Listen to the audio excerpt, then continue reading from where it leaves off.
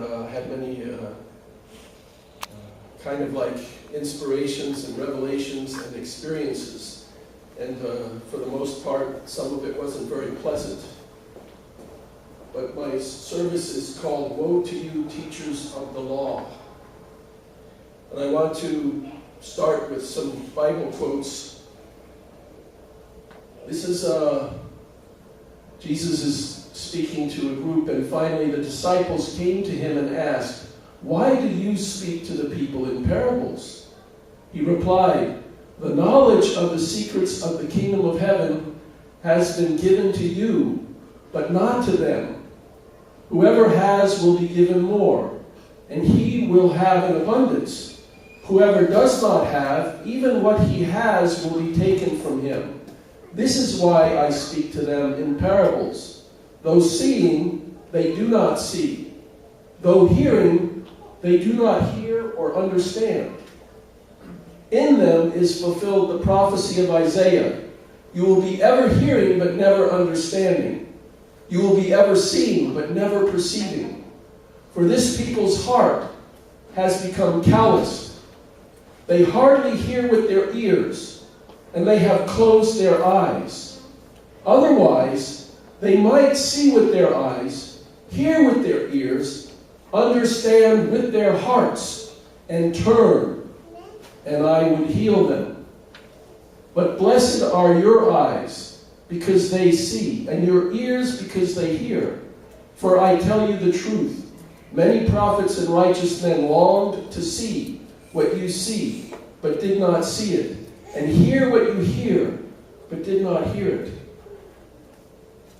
It sounds to me like Jesus is asked the question, "Why are you talking in parables?" And then he turns around and he starts talking in the parables again.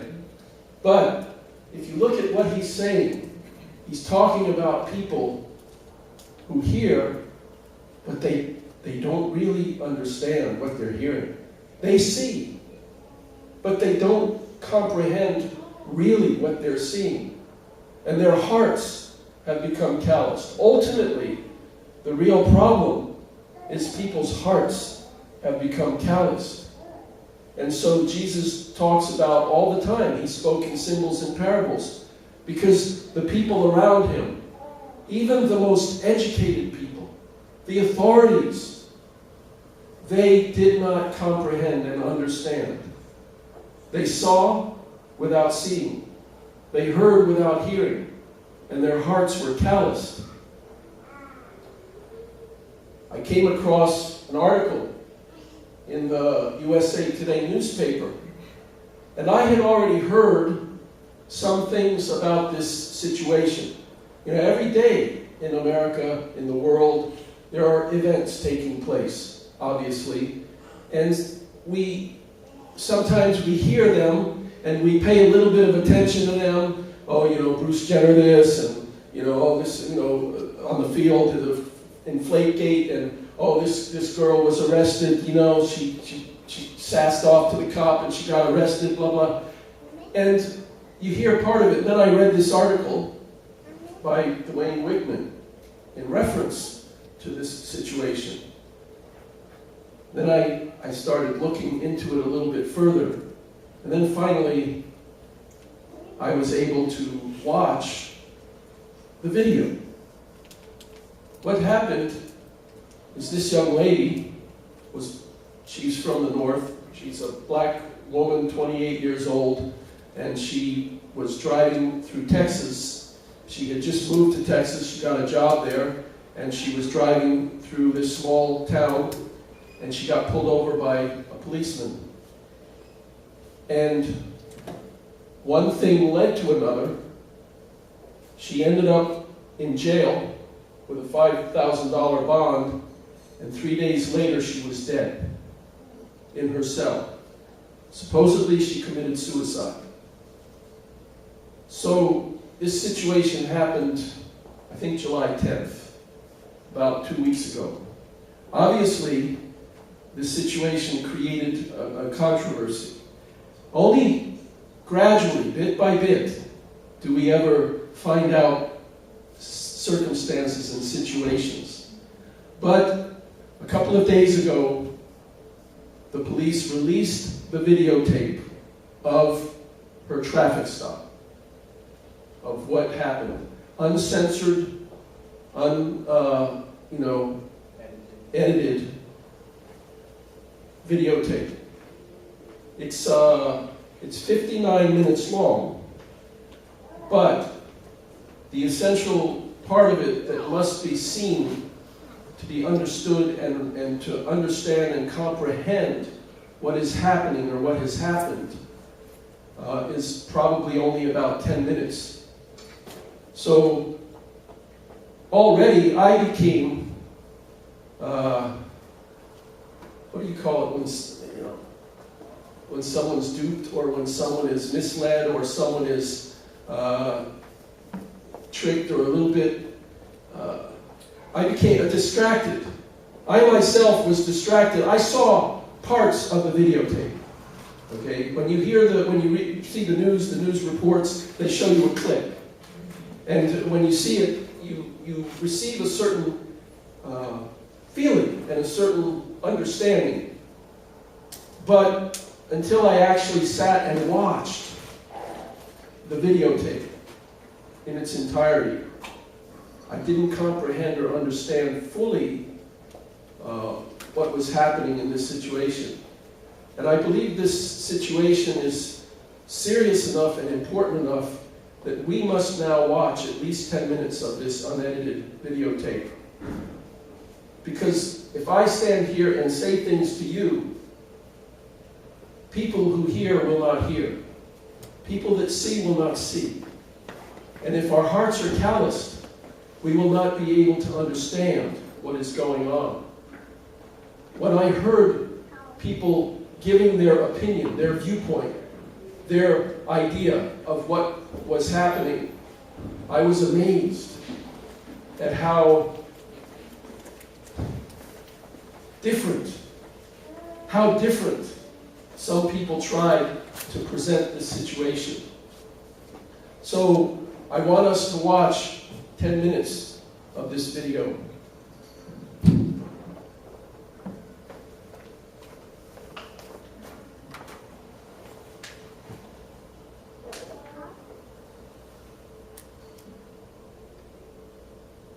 I'm going to edit it a little bit, not edit it, but the part where there's nothing happening, I'm going to speed up ahead.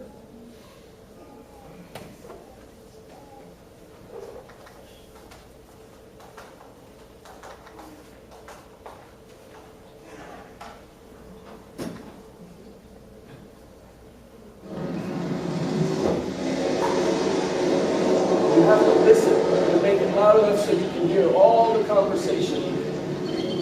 You have to watch everything. You can give it to your dad. You can give you that. Send you an email or something. You know what I mean? This is not her. This is the previous traffic stop. Okay. This here's a warning. There's no fine. There's no penalty. You just need to follow the posted speed limit. Okay. What year are you here at school? Sophomore. You here for summer school or taking a lot of classes? Student. Okay. Here's a copy of the warning. There's no fine, no penalty, okay? And there's your driver's license, all right? You be careful, all right?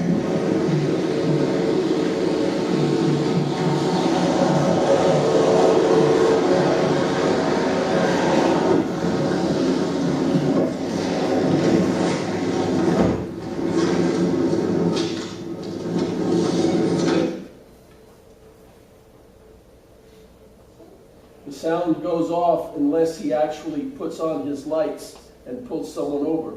So for a little while there will be silence.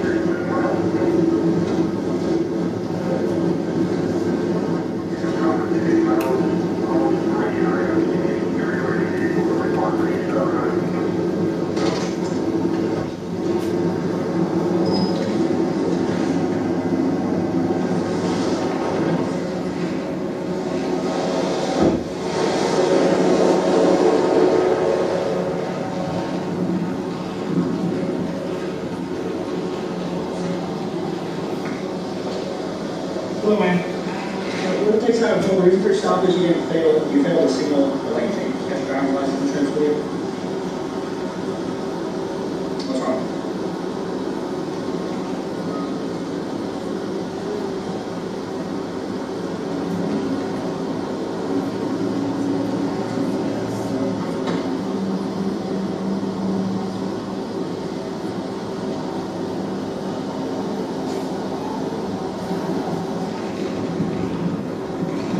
How long you been in Texas? Okay.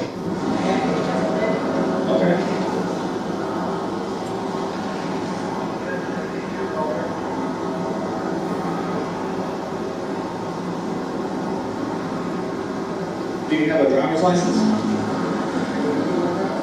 No, ma'am.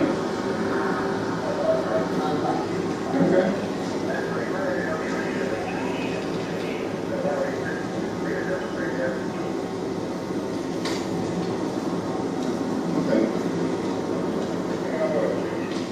Where are you headed to now? Okay. Give me a few minutes, all right?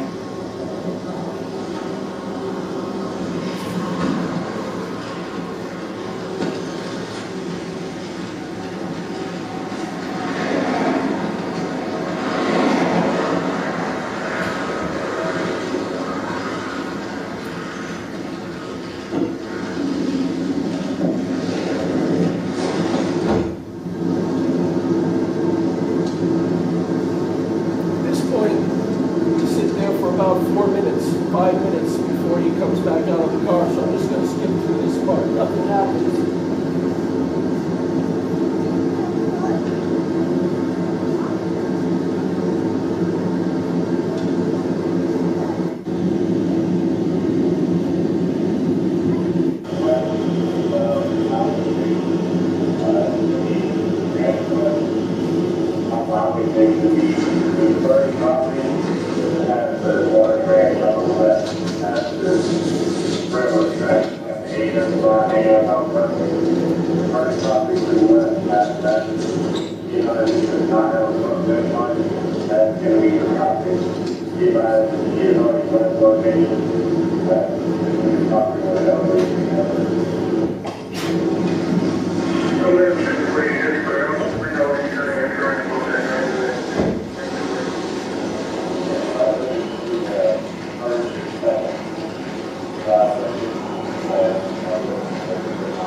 Okay.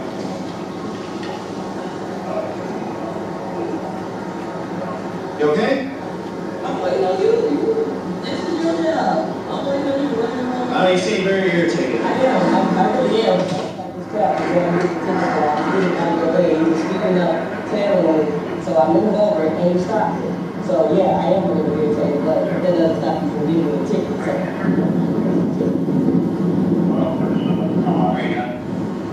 You asked me what's wrong and I told you. Okay. So now I'm done, yeah. Okay. You mind putting out your cigarette, please? Come on.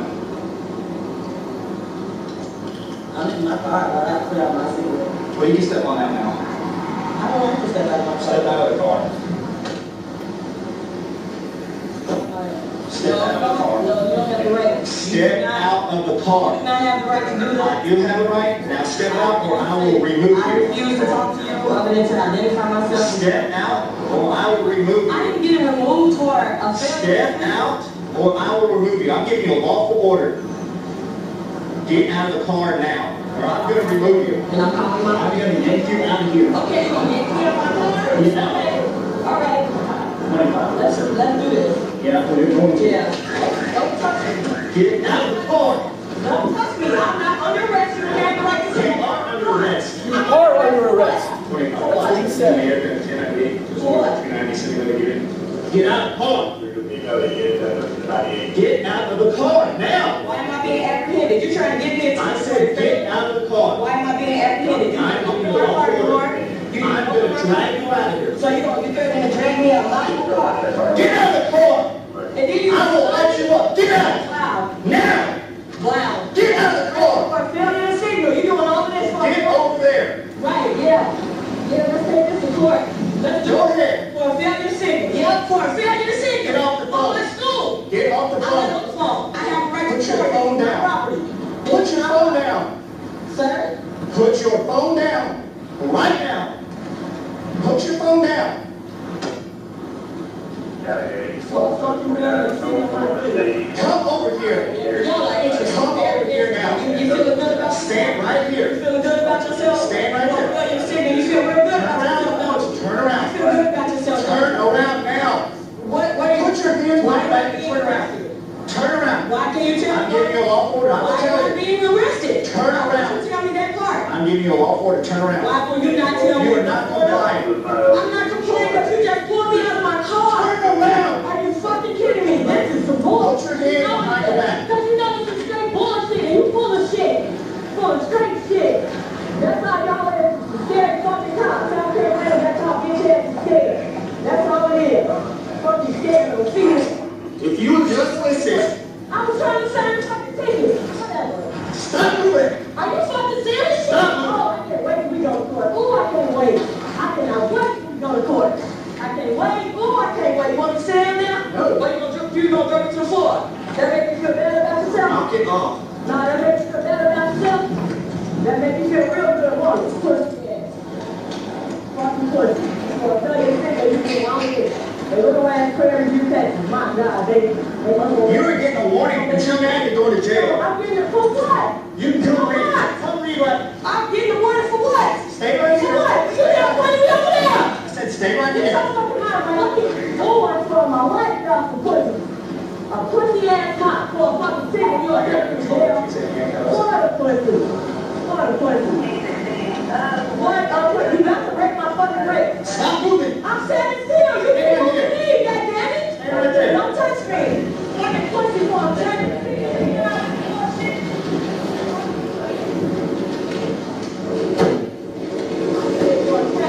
Come right over here. This right here says a warning. You started creating the problem. You asked me what was wrong. You I'm trying to tell you. person. That's You illegal. don't feel like I got anything on me. This is something nasty dress. Remove your glasses. This is a nasty dress. Come on over here. Asshole. You're about to break my wrist. Can you stop? You are Stop now. Stop it. Stop resisting, man. If you would stop, and I'll tell you. Now stop. You have such a pussy. You have such a pussy. You are such a You're yanking around. You are yanking around. When you pull away from me, you're resisting arrest. This make you feel real good, don't it? A female for trafficking. For trafficking. I know that make you feel good, officer. I know that make you feel real good. You're a real man now. You just slammed me, knocked my head to the ground, and that's that you motherfucker. Good. Good. All right, yeah, this is real good. Real good for a female, yeah. Y'all strong, boom. Y'all real strong. I want you to wait right there. Wait right I here. can't go nowhere till fucking knee on my bed, duh. I'm opening your door. You need to leave. You need to leave. You need to leave. He's telling some people that are watching this they need to leave, even though they're on public property.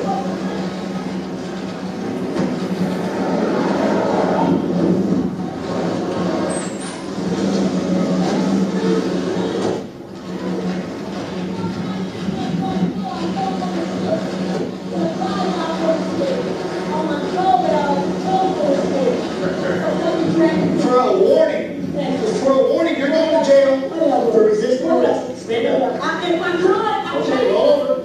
I can't even fucking sit on the Tuck floor. your knee in. Tuck your knee in. Yeah, I feel. I can't. Listen, you're going to sit up on your butt. Sit up on your butt. Yes, you can. Sit up on your butt. Sit up on your butt. Stand up. I'm in for a traffic signal. I swear to God. I'll ask for a traffic signal. Thank you for recording. Thank you for a traffic signal. Slam me to the ground and everything. Everything. I hope y'all did. This officer saw everything. And I'm so thankful that you just got on today. So I know you were looking up. You did, ma'am. You didn't see everything you went up to. I'm not talking to you. You know that too. You know that too. 47 county. Send me a first available for arrest.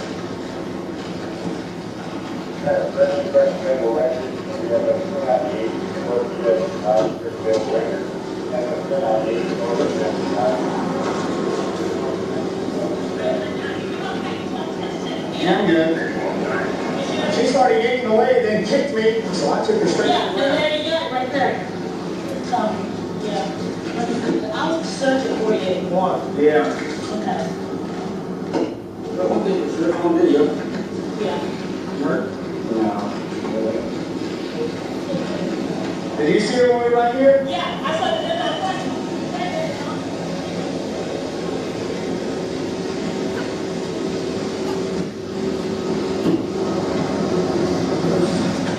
We've seen enough.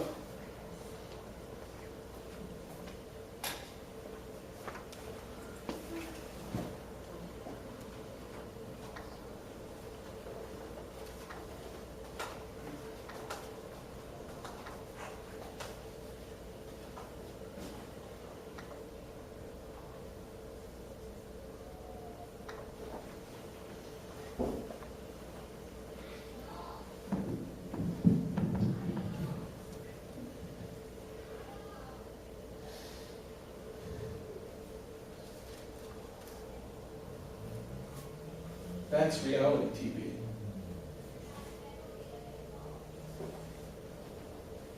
I'm kind of surprised and shocked, and I thank God that that video was released. Because like I said, I'd heard bits and pieces of the story. Saw little clips from the video. But when you see it in its entirety, I hope and pray that you saw what I saw. Because there are people in this country, they watched that entire video and they didn't see what they saw. And they didn't hear what they heard. And their hearts are calloused. And they start talking about law and police, and well, she should have obeyed the policeman, well, he had the legal right, blah, blah, blah. But what I saw was an angry, bitter, high school bully physically assaulting a woman. When you take away all the pretense, the uniform, the circumstance, it's simple and clear. This man was completely and totally, I would use the word evil, possessed. His heart was cold. And if you watch, and you've got to watch it again, he walked up to the car. He said, "You seem upset." He said, "Yeah, I'm upset. I'm driving through here. You're going to give me a ticket for just turning, not having a lane on. Yeah, I'm upset, but that's not going to stop you from doing your job. Give me the ticket."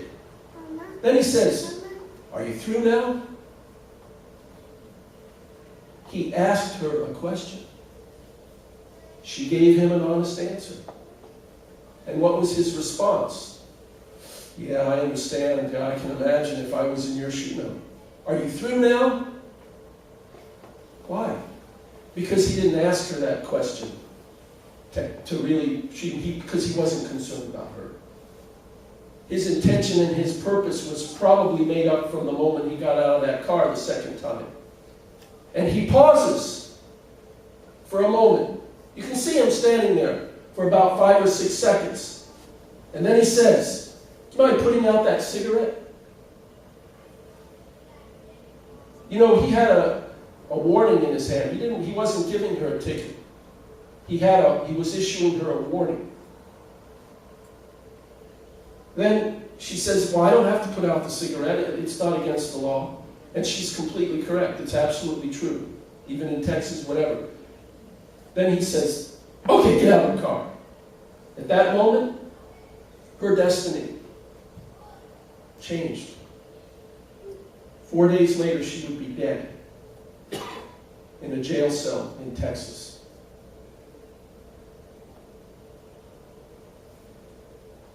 When God looks at something like this, what does God see?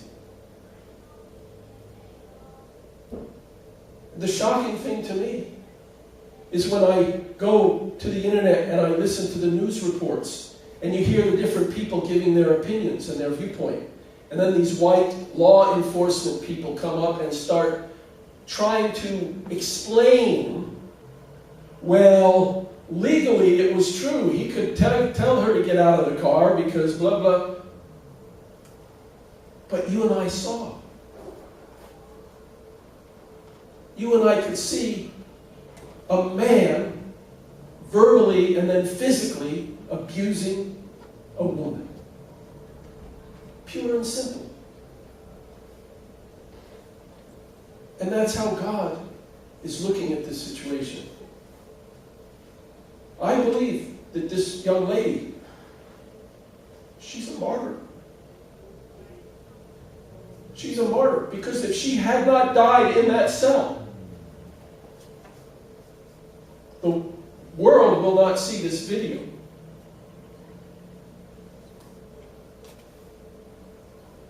This is the essence of what's wrong and where evil lies and where sin is in America. When people hide behind uniforms, labels. I'm a Republican, I'm a Democrat, I'm a policeman, I'm from this church, I'm from that church. But at its core, the core of reality, the core of truth and reality is all about relationships between people. Would this man have treated his mother that way? Would he want his daughter or his wife to be treated that way if she had failed to make a signal?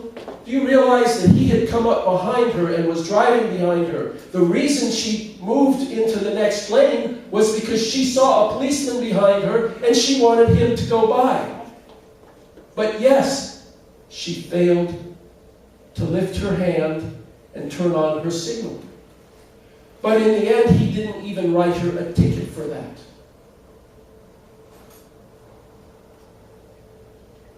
If you don't see this yourself, if you don't see it yourself, when you hear the news, when you hear the reports, you don't understand what happened. I have no idea what happened inside the jail. They say she hung herself using a plastic bag from a... What kind of jail, you know what I mean. When I saw this, I was in pain.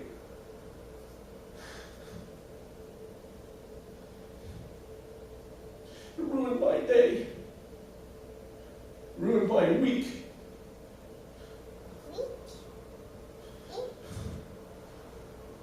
I only pray to God that people that watch this will realize what happened instead of making excuses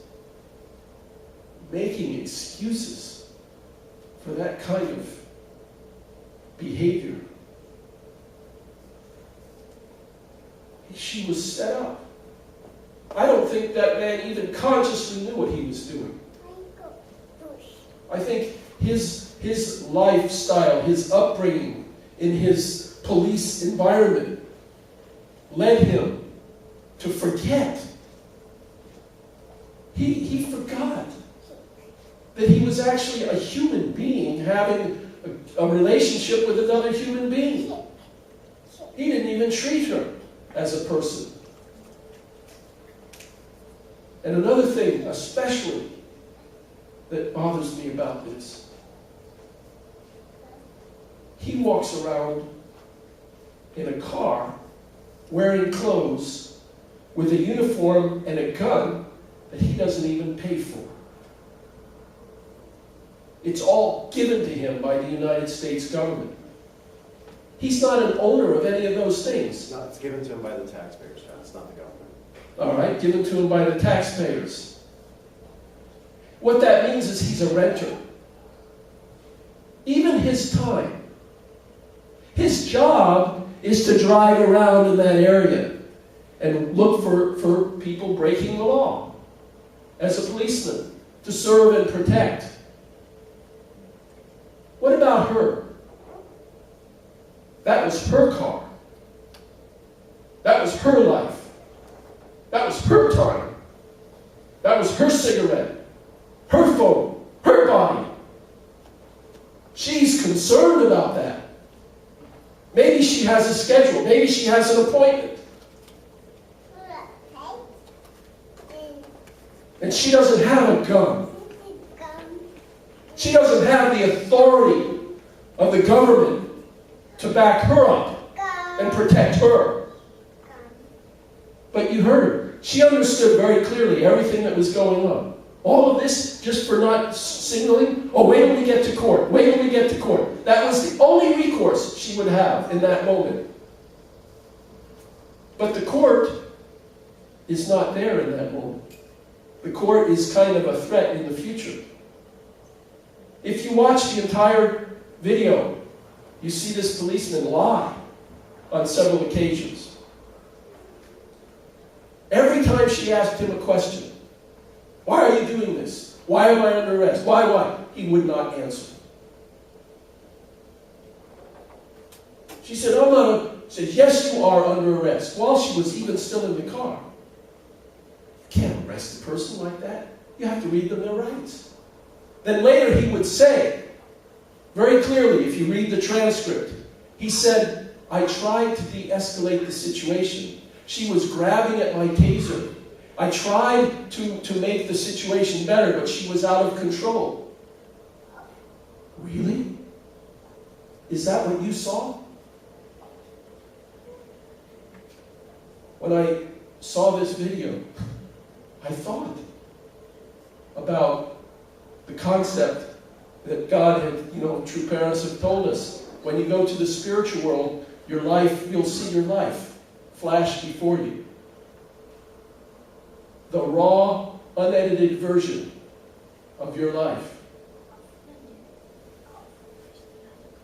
I know this is painful, and this is almost like, what the hell are you doing up here doing this for Sunday service? But we need to really pray and think, what is God thinking? In this video, I see the essence of the problem of the world. Not just America, but the world. It sits in this moment, in these few moments where this man is interacting with this woman.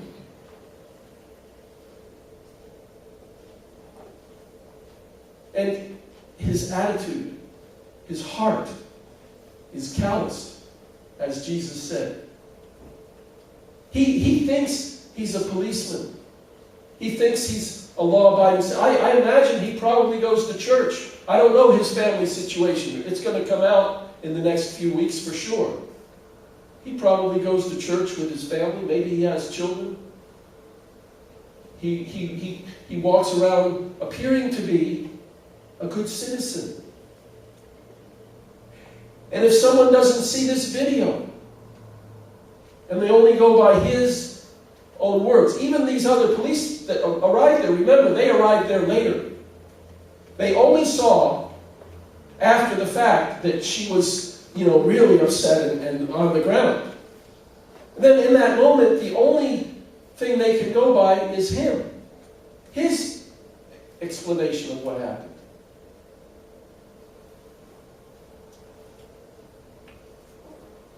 I really believe that, situations and circumstances like this happen for a reason. I really do believe she's like a martyr. I'm really going to pray for her and her family. You can imagine how frustrated her family is. They still can't understand clearly what happened. Only in the last few days have they been able to see this. Clearly, in my mind, in my heart, this man is responsible for her death. There's no doubt whatsoever. Can you imagine, calling a suicide hotline? I'm really suffering, I'm struggling, I'm thinking about committing suicide. What kind of response do you want from those people? You need to be supported. Don't do that. Wait a minute. Everything's fine. Encouragement, support, Why can't a policeman do that? He did it with the first person. Isn't it interesting that that video was released and it actually shows the previous stuff? How polite he was, how nice he was. This is only a warning. Have a good day. Don't worry, you don't have to pay anything. But we can almost see, if you could see spiritually in this video, you could almost see the moment he walks up to her car, he pauses. He has the ticket in his hand. He has it. All he has to do is say, here, it's only a warning. Go ahead. Go on your way. Have a good day. But in that moment, something different happens. Something from inside of him comes out. And it ends up having this profound effect. Our lives, all of our lives are like this to some extent or another. Situations and circumstances happen around us. We have to really pray and really try to comprehend and understand where is God in these situations. Oh, this was supposed to.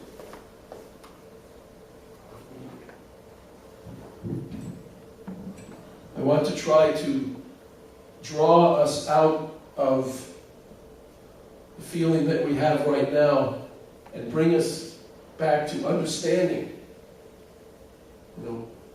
Why do we need to see this? We are the Blessed Central families.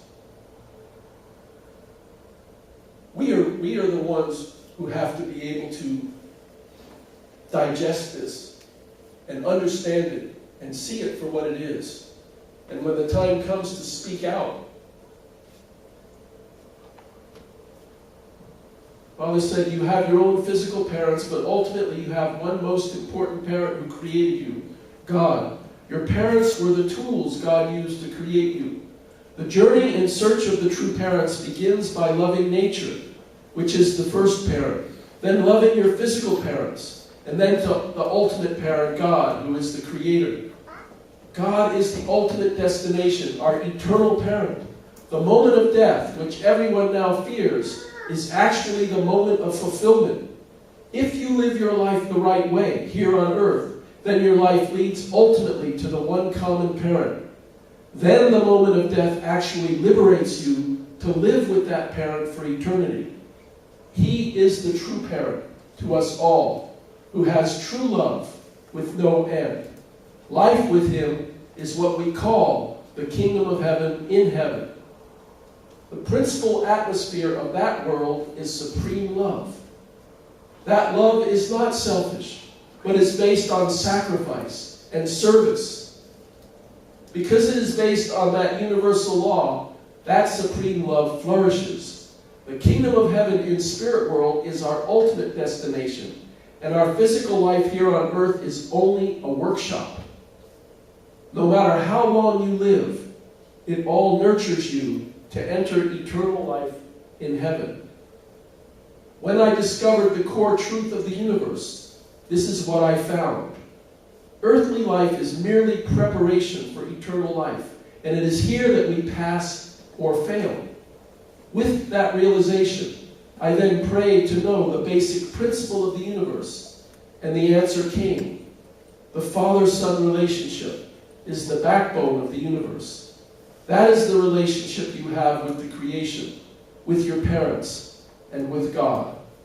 The central theme of that relationship is love. While we are here on earth, we are attending the most important workshop of all, learning this principle so that we can ultimately reach our destination in heaven and enjoy our Father-Son relationship with God for eternity. This is why the Unification Church exists and why I am leading you. MFT Life is training to make a relationship with God for eternity. Any money we raise comes out of nature, and we value it accordingly. You can tell the money that after it has longed to be used for God's purpose, it has finally come to the right place, because you will connect it to the true parents and God. Wherever you go in the world, you face certain difficulties, and persecution, out of which you gain greater value for your work. If everything came easily, then it would have little value. You desire to link whatever money you have, whether large or small, to true parents, so that it will have true value. All things have been fervently waiting for this relationship, and you are the mediator who will make it happen.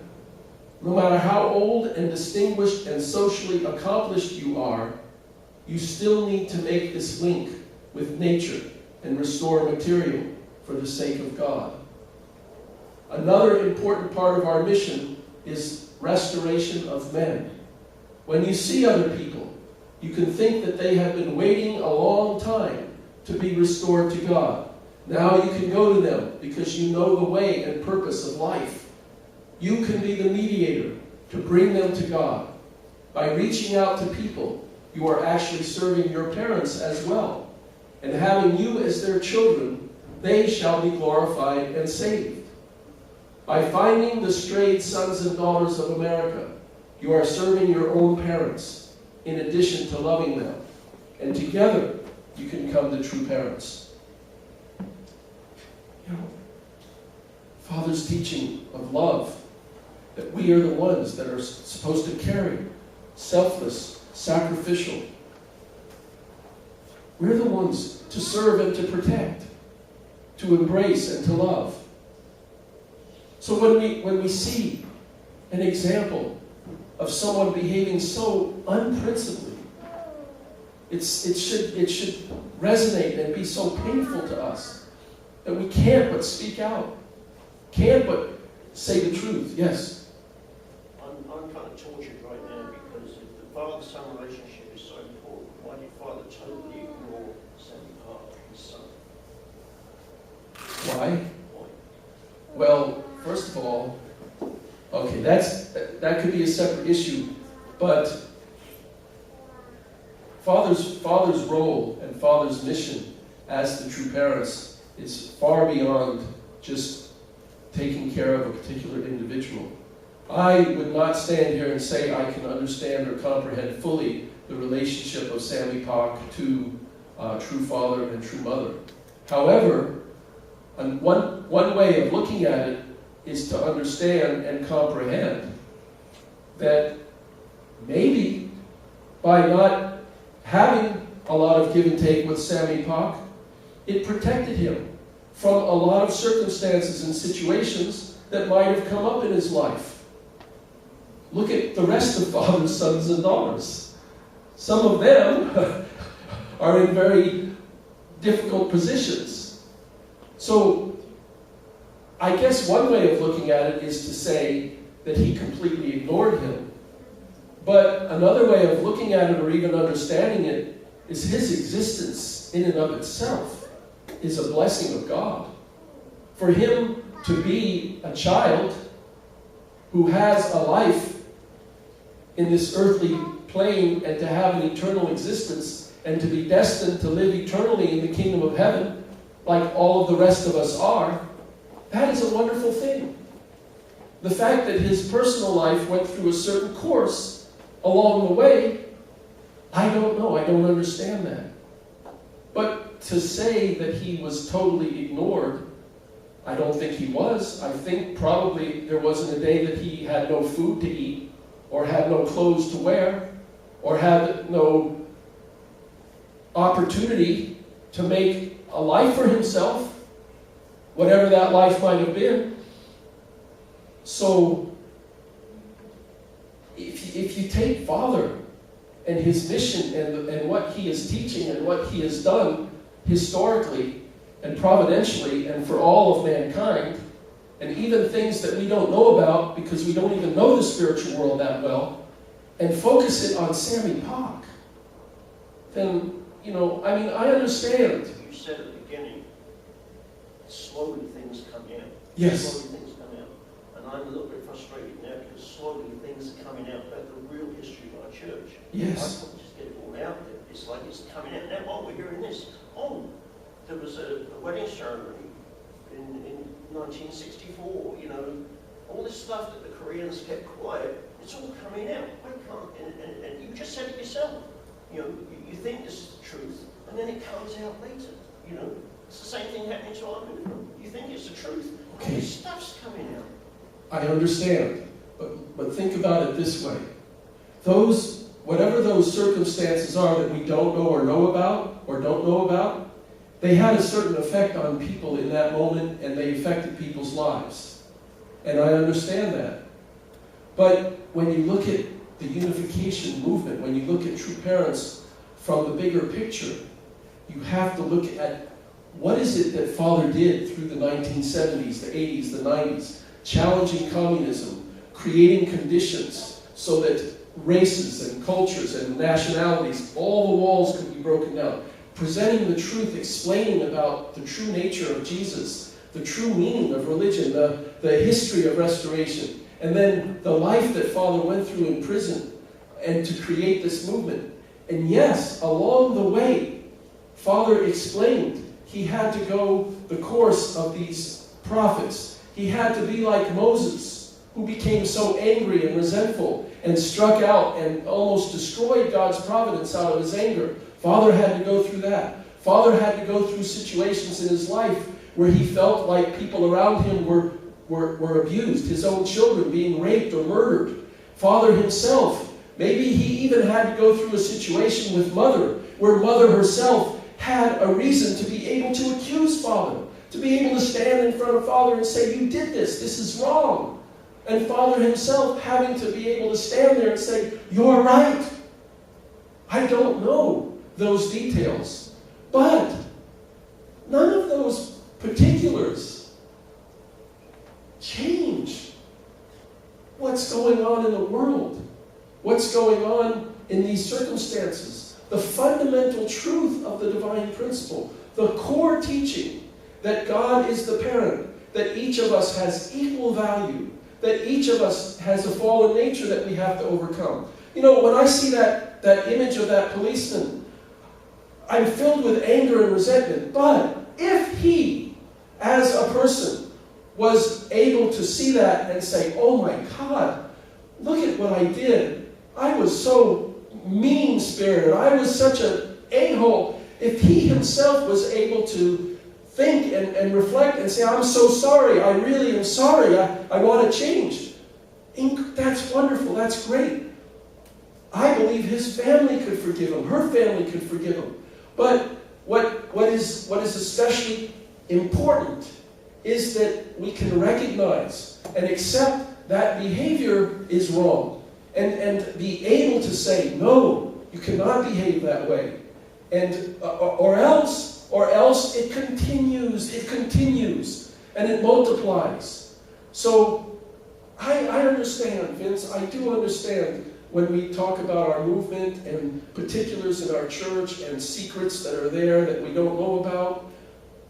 But don't let it discourage you too much. I tell you, when I saw this videotape, I almost couldn't go out. I went out Friday to sell, and I didn't make any money at all. I mean, I just almost lost hope, because I was so filled with this feeling of oh God, you know, look at such evil, and the most deplorable thing about it, the most frustrating thing about it, is that you'll have people stand up there and try to justify it.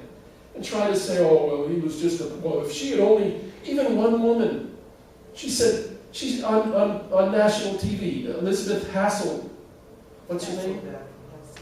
Hasselbeth. She started questioning after she saw part of the video. She says, well, I mean, she could use that cigarette as a weapon, right? I mean, she could use that cigarette as a weapon. Isn't that possible? You know, I mean, yeah, of course, that's theoretically possible. But why are you going there? Why take the attention away from the problem when you have the opportunity to see this problem right there and deal with it once and for all? Can you imagine if this police department in Texas, if they were to get on public TV and publicly apologize, profoundly say, we are so sorry that this policeman behaved in this way. We are so sorry that this, I mean, come on. Think about how much that has power to move people's hearts, to change the minds and the hearts of people, to give people hope. How will you feel if you're driving around in this city now and a policeman pulls you over, having seen this video and thinking and knowing that the police department is pushing it at it's not, he was following his brother. That would be that's a scary, terrible feeling. It's coming to a point like ahead. So I think it's really good. I'm glad you brought that up. Because, yes, each of us has something that bothers us, that we're frustrated about, that we can be angry about. And in many cases, it's legitimate. It's okay to be angry, to be frustrated.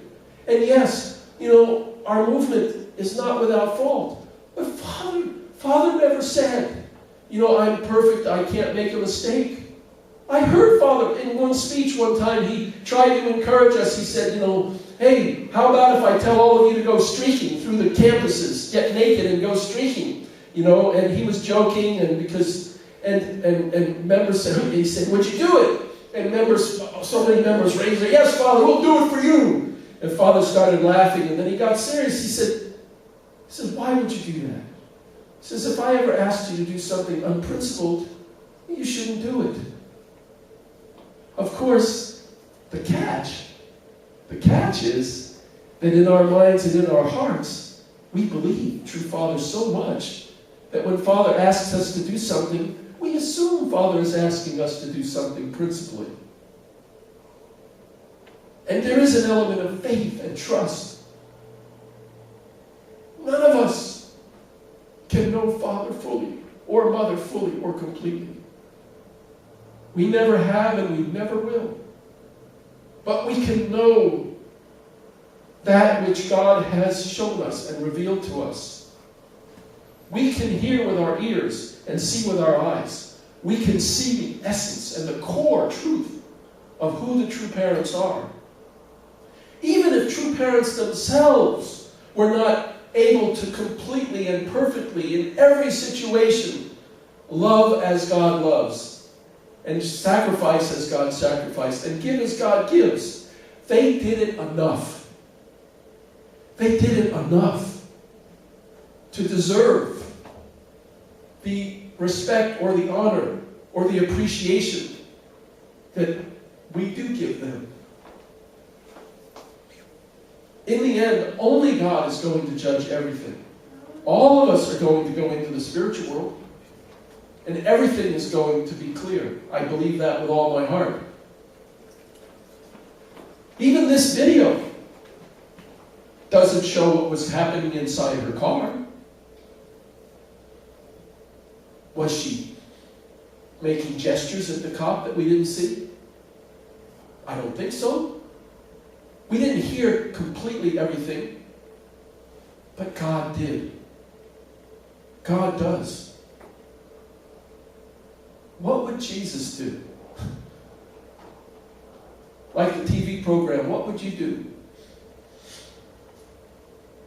Being a policeman, having that position of authority in this nation at this time, I would say is probably the most central and crucial and important position a person can probably have at this moment. God is not paying much attention anymore to whether or not you're of a particular faith, or the color of your skin, or you're a Democrat, you're a Republican. What does that mean? Nothing. All that matters is how you behave. What is your relationship with your parents, with your children, with your neighbors, with God, with yourself? And the point of authority, the point of connection between ourselves and the public when it comes to good and evil is not in a church anymore. It's not in a political institution. I'm thinking and seeing that it's in the police department. It's right there. This is a very serious, very critical and difficult and important time in history in America. And we have to pray that the good heart and the good spirit. Now, I do believe, and I know this with all my heart, most police, I believe, are good people. They're trying to do good. They're good people. They have their own families and friends. They understand, when they stop someone on the street, to give them a ticket or whatever. They know. They understand. You can actually watch videos. They're very funny, actually, of how people have reacted and responded when they got a ticket from some policeman. Ripping it up, tearing it up, throwing it on the ground, yelling at the police officer.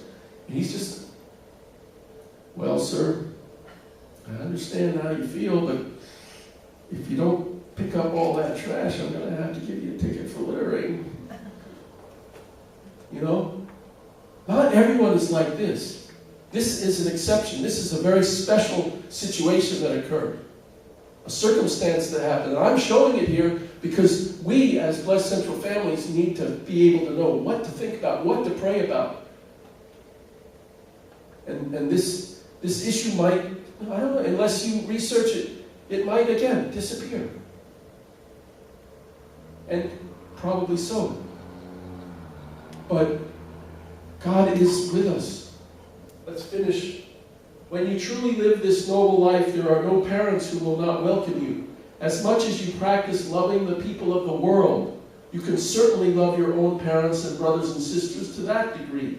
You love them as representatives of the true parents, and as someone who was commissioned by God. They have that value. No family would reject a child, but would bow down. The other day we had Parents' Day here. And Shauna was the MC, so she invited my parents to come, my father and mother. But my father and mother wouldn't come. My mother, she said, I'm going to be very honest with you. She said, true parents. She said, you talk about true parents all the time, but your father and I, we're your true parents. My parents don't like, this movement, this doctrine. So, of course, obviously I've been in the church for 40 years. So I've always, taken the time to try to explain to her, well, the true parents, they're in a spiritual position because they are the first, but it doesn't matter to your parents. Your parents are your parents, and if they feel like you're replacing them with someone else. But I just smile.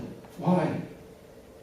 Because Father said, if we love the world, then we can love our own parents too. And our parents will be blessed. Our parents sacrificed. For my mother to say that to me means that she has sacrificed her relationship with me. She doesn't feel that I love her as her son anymore. In my mind, in my heart, that's the very definition of indemnity. That's the very definition of paying indemnity. My parents have paid indemnity for me to be in this movement. I've always known that they will be blessed because of that. I mean, they already drank the holy wine, whether they knew it or not, probably on several occasions. Doesn't matter. Father says right here, when you love people, you love them as representatives, or when you can certainly love your own parents and brothers and sisters to that degree. You love them as representatives of the true parents, and as someone who was commissioned by God. Everyone in our family, they were commissioned by God just as much as we were. So you should feel that, have that sense toward your own family. I know Takai just came back from her mother passing away. I don't know to what extent she studied the divine principle, but it doesn't matter. She's Takai's mother. She's under the umbrella of the love of God, the love of true parents. I believe all of us, all of mankind can be under that umbrella if we understand and comprehend and realize who true parents are. There is one more training course left, the training of the spirit world. You have to know how to deal with and serve the spirit world and liberate it. You should be in a position to love the spirit world, and no one can make you realize this except the Messiah. That is the most important training remaining before you can love God. The Messiah comes as director of training, setting the example of how to love people, the world, and spirit world. Then you can pass the ultimate test. Before the coming of the Messiah, the spirit world was divided, with no harmony or cooperation anywhere in the midst of all that complexity. When the Messiah comes, he will create unity and barriers will go down. It is one of his qualifications that he fulfills this while he is on earth. He is the one man on earth who has the power to control the spirit world. But to control the spirit world, what does it mean? I don't think it just means, oh, you do this, you do that, you do that. I think Father is talking about the word control in a much deeper way. More like to liberate, to create an example, a standard of true love, so that in the spiritual world, those people who died and went to the spiritual world, never seeing the standard of true love. Sometimes going to the spiritual world under violent, difficult circumstances, with bitterness in their heart, anger, resentment, certainly confusion. Father came. Can you still help them to come back to God? That's what true parents mean. Only true parents establish the standard of absolute, true, unconditional love in a way that unlocks and unclogs and unconfuses unprincipled love.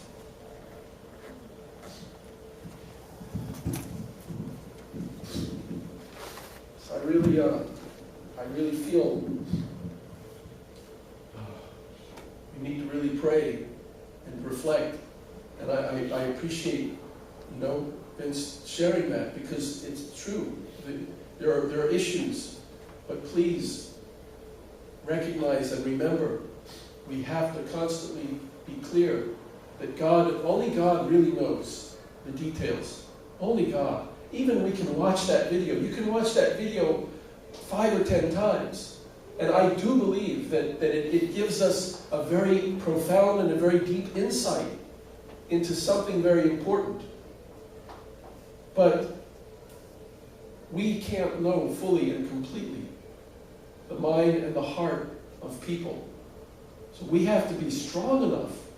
We have to be confident enough in our love that if we are faced with a situation like this, a circumstance that could become life and death, that we have to pray to God, please God, help me to have the heart of the true parents.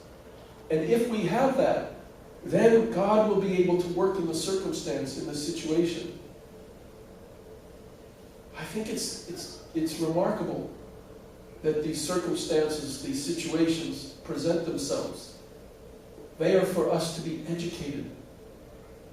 God allows situations and circumstances like this to happen, so he's educating all of America. He's educating us, teaching us. Because, as Father said, our life here is a workshop. This is the workshop. Every day. Not just Sunday service. Sunday service is only one short period of time. What happens to you every day in your daily life is what really counts and matters. Anyway, thank you very much for, yes, Brother Kenny. You mind putting the wording that Pastor back on the board? Is something on it? Can you go back? Go back. Keep going. Go back. Go back. Go back. Okay. I mean, that right there is coming from Pastor, and that's our job. Our job Our to... part of our mission is restoration of me. our job is to restaurate people, it's not down them, not put them down. Right, Our job exactly. is to bring them to Christ. You know, no matter what a person does, God still loves them. They have to give account to God. But our part is to love a person regardless. Even if you go a step further, Pastor even said that, you know, can you love this person regardless? So our job is to love people regardless of what they do, because the enemy comes in, steal, kill, and destroy. So the devil can use whoever he want to use. I don't care if you're a police officer or a preacher. If the devil gets into you, you're going to do some terrible things. That's why Pastor's telling us as true parents, we got to know God. And if we don't know God in the pardon of our sin, we won't know how to restore people. We won't know how to talk to people and bring them to Christ. And can you go back one more time, please, sir? And see, okay.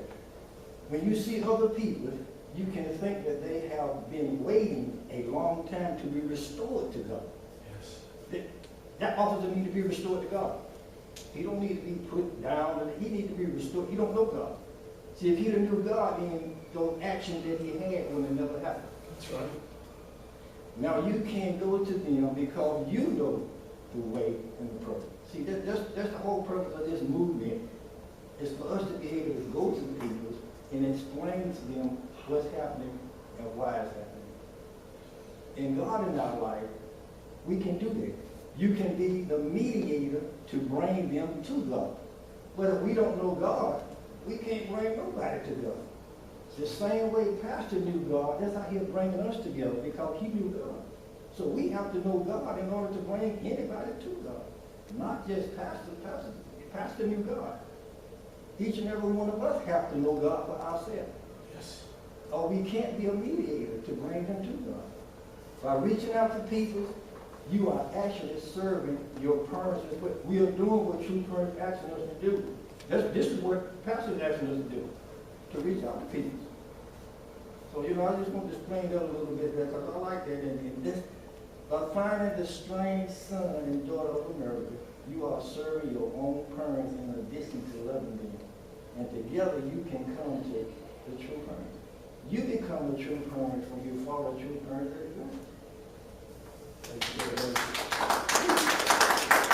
Yes. Well, I just want to say, you know, I know, we all know this is a time of so confusing time. And then I look at Jesus' life, such a miserable, you know, person he was. And, you know, he was illicit child. And did he receive love from Joseph and Mary? And Father said he, you know, Mary never should have, you know, younger brothers and sisters. Mary is supposed to be totally dedicated to support with Jesus, but she couldn't. And look at, you know, Zacharias' family, you know, and they received, you know, and her child, and did Elizabeth really, you know, supported Jesus? John the Baptist supported Jesus? No, none of the tribe couldn't support because he was just illicit child. And maybe I think about, you know, maybe John the Baptist and, you know, Elizabeth, maybe they thought, you know, their father, husband, made a little mistake as human, you know, fallen nature. Well, if you look that way, of course they lose the faith to Jesus Christ. Maybe John the Baptist and Elizabeth totally unite with Zachariah and totally respect, maybe could respect to Jesus, but none of the tribe couldn't support Jesus. And that is the reason he has to leave the, you know, tribe, and he has to go on by himself. It's like, you know, I mean, beggar. And it's just like we look at the, you know, situation humanistically, so much confusion. But there's beyond, there's a God's plan. And we really have to have faith. And that's, you know. Yes.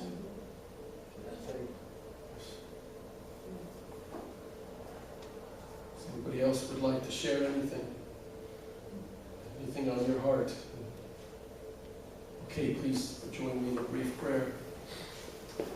Our Heavenly Parent, God, thank you that we have this opportunity to reflect and think deeply about situations and circumstances that are happening not only in our personal lives, but in the lives of other people who are also our brothers and sisters or our distant cousins, nieces and nephews.